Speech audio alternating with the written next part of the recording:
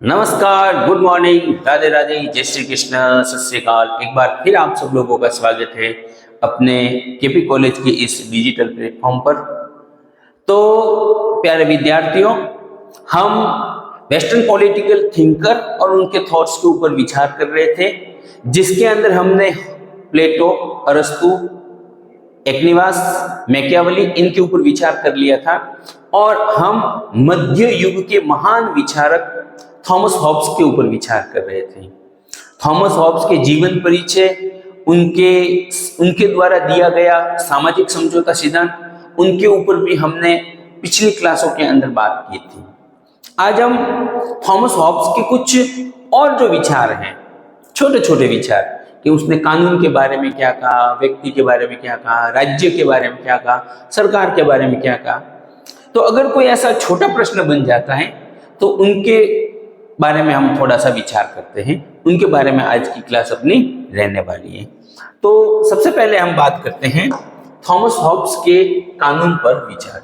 Thomas Hobbes के कानून के ऊपर क्या विचार थे, कानून क्या होता है, कानून कैसा होना चाहिए, कानून को क्या कार्य करने चाहिए, क्या कार्य नहीं करने चाहिए, इन सब के ऊपर थॉमस हॉब्स क्या कहता है, उनके ऊपर थोड़ी सी बात करते हैं। हॉब्स के मतानुसार संप्रभु के आदेश ही कानून है। संप्रभुता मतलब सर्वोच्च शक्ति, और उस संप्रभुता को जो धारण करके रखता है वो होता है संप्रभु। तो संप्रभु जो आदेश देता है वो क्या है, कानून है। संप्रभु के आदेश ही क्या होंगे, कानून होंगे। पिछली क्लास में मैंने आपको बताया था कि हॉब्स ने संप्रभुता कैसी बताई थी। तो हॉब्स ने निरंकुश राजतंत्र, एक ही संप्रभु को उचित माना था। मैंने ये भी बताया था कि हॉब्स का जो संप्रभु होगा वो निरंकुश जरूर होगा, मगर सर्वाधिकारवादी नहीं होगा, सभी अधिकार उसके पास नहीं होंगे। तो जो हॉब्स का संप्रभु है वो राज्य की सुरक्षा के लिए एवं लोगों के हितों को ध्यान में रखकर जो आदेश देगा वो आदेश क्या होंगे, कानून होंगे। प्रजा के लिए कानून, कानून वे नियम है जिनके अनुसार प्रजा को उचित और अनुचित का मार्ग बताया गया है।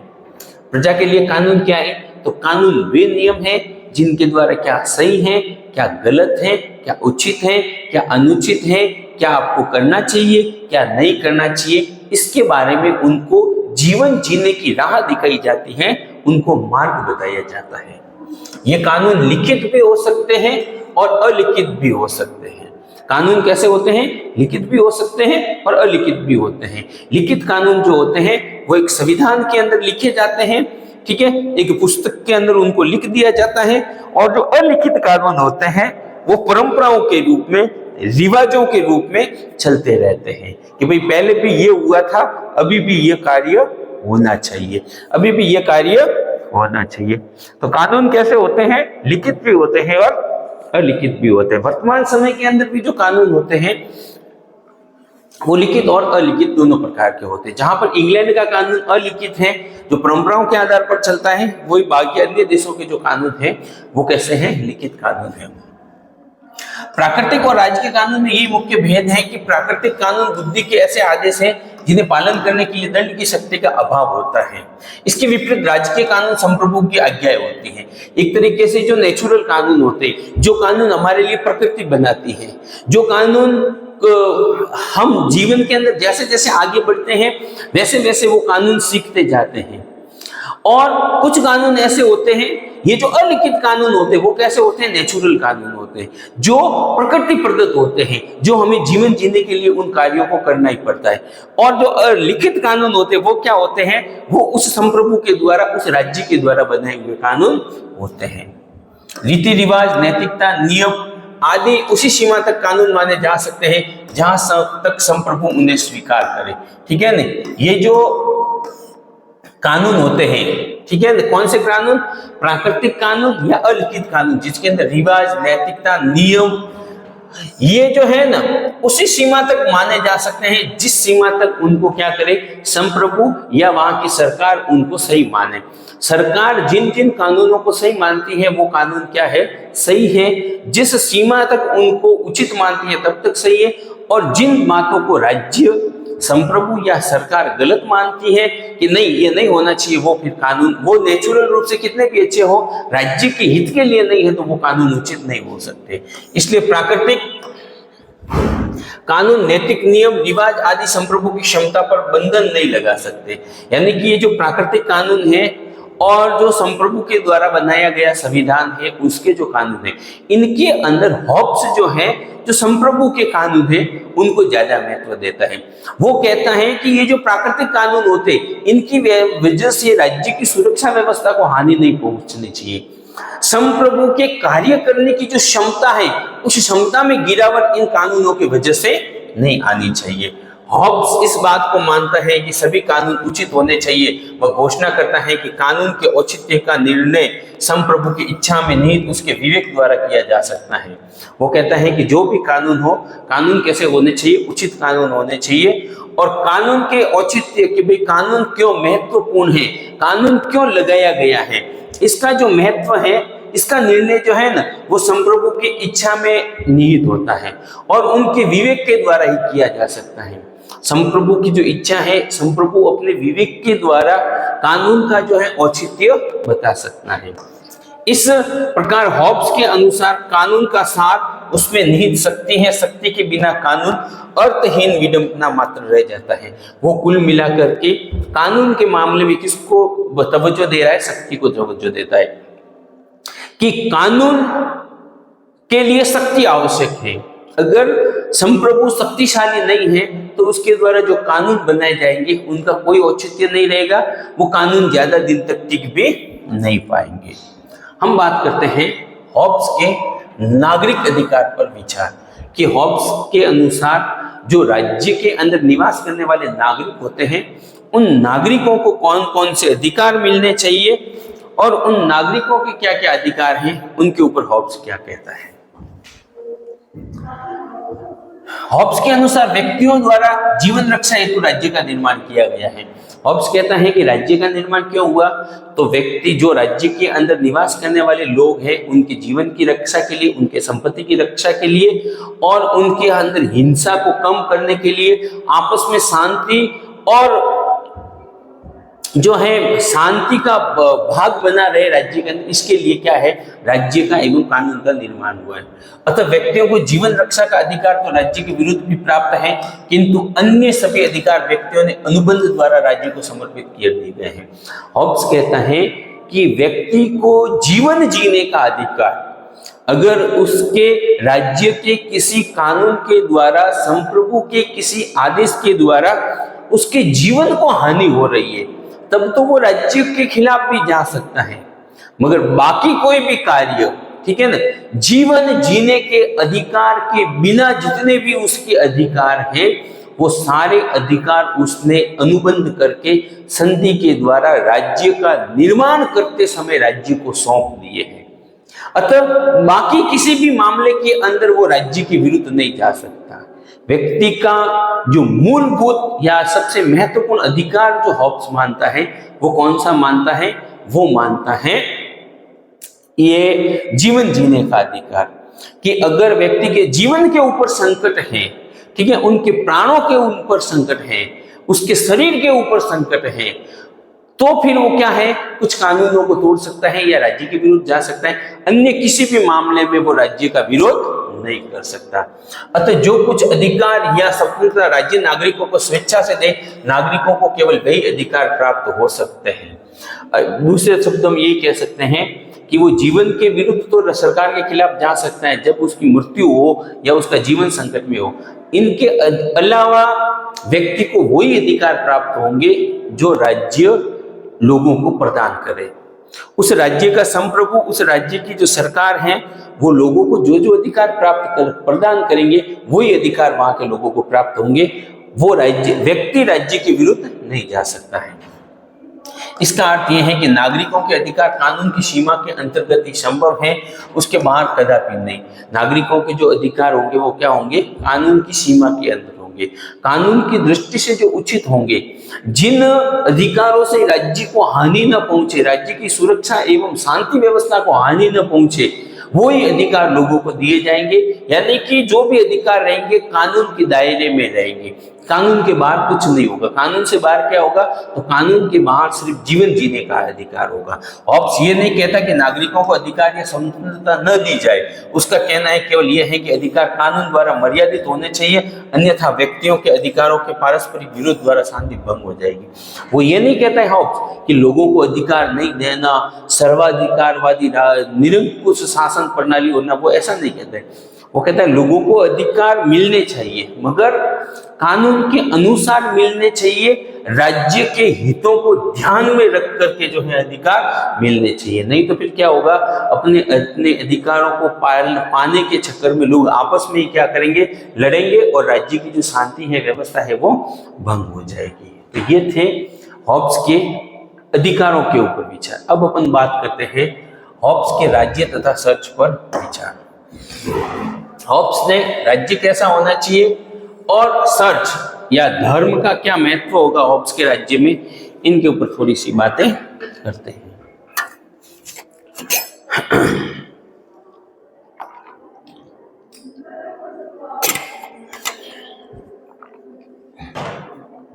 देखो, जिस समय हॉब्स का जन्म हुआ था और हॉब्स का उद्भव हुआ था, जिस समय हॉब्स पला बड़ा होकर के बड़ा हुआ था, उस समय इंग्लैंड के अंदर सर्च एवं राज्य, धर्म एवं सरकार, इनके बीच में तीव्र गति से कॉन्फ्लिक्ट चल रहा था। इनके बीच में जो विरोध था वो अपने चरम सीमा पर था। इस वजह से उसके ऊपर इन धर्म एवं राज्य की लड़ाई का बहुत ज्यादा प्रभाव पड़ा और फिर उसने धर्म और राज्य के बारे में क्या कहा है, बात करते हैं। वो कहता है कि हॉब्स के समय में सत्ता के लिए राज्य तथा सर्च को पारस्परिक विवाद अत्यंत तीव्र रूप में विद्यमान था और उसने स्वयं अपनी आंखों से देखा था कि कैथोलिक और प्रोटेस्टेंट संप्रदायों में निरंतर और रक्तपूर्ण संघर्षों ने फ्रांस को नष्ट कर दिया था। वो देख रहा था कि फ्रांस के अंदर कैथोलिक और प्रोटेस्टेंट, ये दो क्या है, एक कैथोलिक और प्रोटेस्टेंट ये ईसाई धर्म के दो समुदाय हैं। ईसाई धर्म की जो शाखाएं हैं, कैथोलिक जो होते हैं वो क्या होते हैं कि जो धर्म पहले से चला आ रहा है वैसा ही चलना चाहिए, और प्रोटेस्टेंट संप्रदाय के जो विचारधारा वाले जो लोग हैं वो क्या कहते हैं कि समय के अनुसार धर्म के अंदर भी अपडेट होने चाहिए, परिवर्तन होने चाहिए, समय की जो मांग होती है उसके अनुसार उसमें परिवर्तन होते रहने चाहिए। तो उसके जीवन के अंदर कैथोलिक और प्रोटेस्टेंट जो समुदाय के लोग थे, ईसाई धर्म की दोनों शाखाओं के जो लोग थे वो आपस में खूब लड़ रहे थे और खूब जो है सरकार का भी विरोध कर रहे थे, खूब रक्त रंजित क्रांतियां हो रही थी। और ये सब चीजें उन्होंने क्या कर ली थी, अपनी आंखों से देखी थी। और इस लड़ाई की वजह से क्या हो रहा था, फ्रांस की आर्थिक, सामाजिक एवं जो राजनीतिक व्यवस्था थी वो नष्ट भ्रष्ट हो रही थी, वो नष्ट भ्रष्ट हो रही थी। उसके देश की शांति भंग दी थी। सांसारिक सत्ता के लिए धर्म गुरुओं को इस प्रकार के संघर्ष में लिप्त देखकर इस पादरी पुत्र के मन में धर्म के प्रति वितृष्णा उत्पन्न हो गई और उसने इस विश्वास को अपना लिया कि अराजकता तथा अव्यवस्था का सबसे बड़ा कारण चर्च के पादरियों का ये दावा है कि उन्हें ये निर्धारित करने का अंतर्निहित अधिकार प्राप्त है कि किस प्रकार के धार्मिक सिद्धांतों की शिक्षा दी जाए। कहने का तात्पर्य यह है, हॉब्स खुद एक पादरी का बेटा था और जब उन्होंने देखा कि अपने हितों की पूर्ति के लिए सर्च के ये जो पॉप और पादरी है ये क्या कर रहे हैं, राज्य के अंदर अराजकता का वातावरण फैला रहे हैं, राज्य के अंदर बार बार जो है राज्य की व्यवस्था को बिगाड़ रहे हैं, तो फिर उसके मन में भी बड़ा दुख हुआ। उसने देखा यार ये तो क्या हो रहा है, गलत हो रहा है, ये जो हो रहा है क्या है, गलत हो रहा है। और ये चाहते थे, पादरी क्या चाहते थे कि राज्य के अंदर जो सिद्धांत हो, जो धारणाएं हो, जो बातें हो वो उनके अनुसार हो, धार्मिक सिद्धांतों की शिक्षा दी जाए, चर्च किस प्रकार का अनुशासन अपनाए, उन्हें उन शासकों के विरुद्ध विद्रोह करने तथा उन्हें पदच्युत करने का अधिकार हो। पादरी ये चाहते थे कि अगर कोई शासक, कोई राजा धर्म के विरुद्ध जा रहा है, यहाँ पे धर्म के विरुद्ध जाने का मतलब यह नहीं है कि वो धर्म का विरोध कर रहा है, मतलब अगर वो पादरियों के या चर्च के कहने में नहीं है, चाहे एक तरफ राज्य की सुरक्षा है और एक तरफ सर्च के हित हैं, तो पादरी क्या चाहते थे कि शासक क्या करे, चर्च के हितों पे ध्यान दे। राज्य की शांति एवं सुरक्षा की तुलना में पादरी अपने हितों और अपने स्वार्थों पे ध्यान देते थे, और वो ये चाहते थे कि अगर कोई राजा चर्च, पादरी एवं पोप के हितों को ध्यान में न रखे, उनके हितों को कुचलने की कोशिश करे, उनके स्वार्थों में आड़े आए, तो उस शासक को वो क्या करेंगे, पदच्युत कर देंगे। ये अधिकार उन्हें मिलना चाहिए। जब देखो इस प्रकार का किसी भी चर्च के पास में, धर्म के पास में अधिकार होगा, तो उस राज्य का जो संप्रभु होगा, उस राज्य का जो शासक होगा, वहां की जो सरकार होगी, वो अपने जो है अच्छे प्रकार से शासन व्यवस्था नहीं संभाल पाएगी। वो राज्य के अंदर राज्य के लोगों के हितों की रक्षा के लिए, राज्य के लोगों को अधिकार प्रदान करने के लिए, राज्य के अंदर शांति एवं सुरक्षा बनी रहे, इसके लिए वो जो कार्य करेंगे वो इतने अच्छे प्रकार से कार्य नहीं कर पाएंगे। इस वजह से क्या होने लगा, उन दोनों के बीच में थोड़ी संघर्ष की स्थिति होने लगी। इन वजह से क्या होने लगा कि चर्च और धर्म के बीच में लगातार संघर्ष होने लगे, और उस संघर्ष की वजह से क्या हो गया, फ्रांस सहित कई राज्य जो थे उनकी स्थिति बड़ी निर्बल हो गई, कमजोर हो गई। कुल मिला के ये है, चर्च के पादरी यही चाहते थे कि उसकी मर्जी का राजा बने, और राज्य क्या करे, राज्य चर्च एवं पादरियों के हितों को प्रथम नजर रखे। ठीक है ना, प्राथमिकता चर्च के हित हो, प्राथमिकता पोप एवं पादरियों के हित हो, ना कि प्राथमिकता के अंदर राज्य की सुरक्षा हो, ना कि प्राथमिकता के अंदर राज्य के अंदर निवास करने वाले लोगों के हित हो। इस वजह से क्या है कि चर्च और धर्म के बीच में लगातार कॉन्फ्लिक्ट, ये संघर्ष चल रहा था। उनकी शक्ति के सामने न झुके। इस पृष्ठभूमि में उसने अपनी पुस्तक लेवाइथन में चर्च को पूर्ण रूप से राज्य के अधीन करने पर बल दिया। जब इस प्रकार की उसने पृष्ठभूमि देखी कि चर्च क्या कर रहा है, चर्च की वजह से राज्य की जो राज सत्ता है, जो संप्रभु है, वो निर्बल होता जा रहा है, राज्य की सुरक्षा कहीं ना कहीं खतरे में पड़ रही है, राज्य की जो जनता है उनको जो अधिकार मिलने चाहिए ना वो नहीं मिल रहे हैं, राज्य की जनता से चर्च क्या कर रहा है, चर्च जनता एवं शासक के साथ में मनमानी कर रहा है।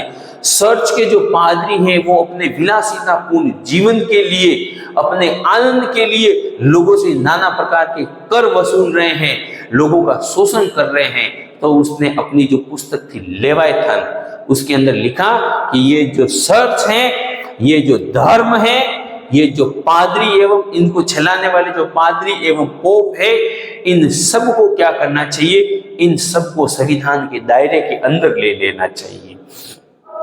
इन सबको कानून, इनके ऊपर भी कानून बनने चाहिए। ये भी कार्य करे, वो कानून के दायरे में रह करके कार्य करे। कहने का मतलब ये है कि लेवाइथन के अंदर हॉब्स ने चर्च की तुलना में, धर्म की तुलना में राज्य के ऊपर अधिक महत्व दिया। उनका मानना था कि चर्च और धर्म है ये राज्य के अधीन आ जाने चाहिए, राज्य के अधीन रह करके ये कार्य करे। और अगर कोई पोप, पादरी कानून को तोड़ता है तो उसको भी दंड देने का अधिकार किसके पास होना चाहिए, राज्य के पास होना चाहिए। कहने का मतलब यही है कि इनके ऊपर भी नकेल कसने की, इनके ऊपर भी जो है लगाम लगाने की, धर्म के ऊपर लगाम लगाने की बात किसने कही थी, राज्य के द्वारा लगाम लगाने की बात हॉब्स ने कही थी। इस बात का उसने समर्थन किया था कि भाई चर्च एवं धर्म को राज्य के अधीन होना चाहिए। राजसत्ता तथा कानून के संबंध में हॉब्स के द्वारा जो विचार व्यक्त किए गए हैं, उसी से स्पष्ट हो जाता है कि उसकी विचारधारा में स्वाधीन और स्वतंत्र चर्च के लिए कोई स्थान नहीं हो सकता है। वास्तव में है भी ऐसा ही। देखो क्या है उसकी जो विचारधारा थी। देखो हम जो बात कर रहे हैं वर्तमान परिस्थितियों की बात नहीं कर रहे हैं, हम आज से सैकड़ों वर्ष पहले की बात कर रहे हैं। तो आज से सैकड़ों वर्ष पहले जो चर्च का स्थान था, जो धर्म का स्थान था, वो राज्य की तुलना में बढ़ा था। लोगों के दिलो दिमाग पर भी राज्य की तुलना में चर्च अधिक हावी था। तो ऐसे समय में चर्च को कमजोर करने की बात करना सर्च एवं धर्म को राज्य के अधीन लाने की बात करना उसकी एक क्रांतिकारिता का जो है परिचय देता है। उसके अंदर, उसके साहित्य में, उसके लेखन में वो क्षमता थी कि उसने सर्च का क्या किया था, विरोध करने की कोशिश की। तो कुल मिलाकर के यही है कि उसके विचारों के अंदर, उनकी बातों में हॉब्स के अनुसार सर्च एवं धर्म को स्वतंत्रता पूर्वक, निरंकुशता पूर्वक जीवन के लिए, या फिर ये कह सकते हैं कि राज्य के कार्यों में सर्च दखल अंदाजी करे, इस बात के लिए उसके पास कोई स्थान नहीं था। उसने कहा नहीं, बिल्कुल नहीं, सर्च एवं धर्म जो है वो राज्य एवं संप्रभु के कार्यों में अपनी टांग नहीं अड़ा सकते, उनके कार्यों में दखल अंदाजी नहीं कर सकते, उनके कार्यों को डिस्टर्ब नहीं कर सकते। अपनी पुस्तक लेवायथन में वह सर्च की परिभाषा करते हुए लिखता है, उसने देखो सर्च की क्या परिभाषा की, उसने कहा है सर्च ईसाई धर्म में विश्वास रखने वाले व्यक्तियों का एक संघ है। सर्च क्या है कि जो ईसाई धर्म के अंदर विश्वास रखने वाले जो व्यक्ति हैं, उन लोगों का एक संघ है जो एक संप्रभु के अधीन संगठित है। वो क्या है, एक संप्रभु के अधीन संगठित है। और ये संप्रभु कौन होगा, ये जो संप्रभु होगा वो कौन होगा, वो होगा उस राज्य का राजा। संप्रभु कौन होगा, उस राज्य का राजा। कहने का मतलब यह है कि ये अपने सर्च की परिभाषा के अंदर, ठीक है ना,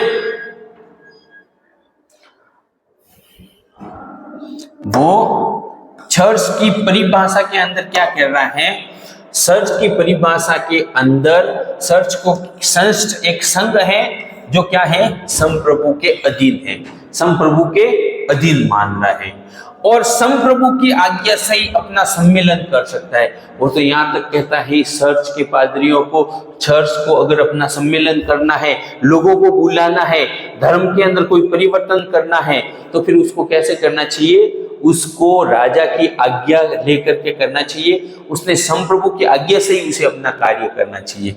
इस प्रकार हॉब्स के अनुसार चर्च एक ऐसी सत्ता है जिसका प्रधान प्रभु सत्ताधारी होता है। हॉब्स के अनुसार धर्म कानून है, दर्शन नहीं। उसने क्या कहा था, धर्म क्या है, धर्म को उसने एक कानून माना है, धर्म को एक दर्शन नहीं माना है। धर्म को क्या माना है, कानून। हॉब्स ने धर्म को क्या माना है, कानून माना है, दर्शन नहीं माना है। और धर्म क्या होता है, प्रधान, धर्म का जो प्रधान होता है वो क्या होता है, प्रभु सत्ताधारी होता है। कौन होता है, शासक होता है। कौन होता है, शासक होता है। ठीक है। तो हॉब्स ने क्या किया था कि जो सर्च की जो सत्ता थी उसकी तुलना में उसने राज्य की सत्ता के ऊपर क्या किया था, अधिक महत्व दिया था। ठीक है। तो प्यारे बच्चों, ये अपने कुछ विचार थे थॉमस हॉब्स के। ठीक है। क्लास बहुत ज्यादा बड़ी हो जाएगी। ठीक है। इसलिए अपन क्या करते हैं कि हमारी जो अगली क्लास होगी उसके अंदर हॉब्स के जो अन्य विचार हैं उनके ऊपर हम बात करेंगे। आज की क्लास यहीं पे समाप्त करते हैं। धन्यवाद। कल एक नई क्लास